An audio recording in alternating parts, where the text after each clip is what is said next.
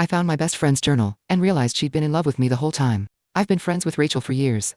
We met in high school and instantly clicked. Late night talks, endless laughs, and a bond that felt unbreakable. We had been through everything together: bad breakups, family drama, college stress, and all the little things that life throws at you. She was my confidant, the one person I could always count on. A few months ago, something felt different between us. It wasn't big at first, just subtle. She'd look at me differently sometimes, almost like she was waiting for me to notice something. We'd hang out as usual, but there was this unspoken tension in the air. I thought I was just overthinking it. Maybe she was going through something and needed space, but I couldn't shake the feeling that something had changed. A week ago, I was at her apartment, helping her clean out some old boxes. While we were going through a drawer, I found a small, worn notebook. It was tucked behind some papers, and I almost didn't notice it. Curiosity got the best of me, and I opened it. What I found inside shook me to the core.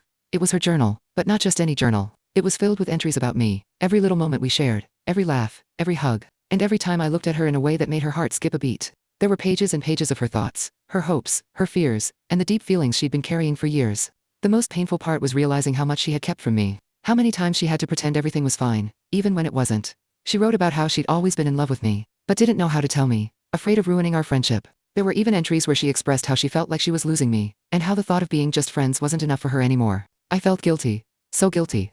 I had always known Rachel was important to me, but I never considered that she might feel that way about me. I never saw the signs. Not the way she would sometimes get quiet when I talked about other girls, or the way she'd brush off her feelings as if they didn't matter.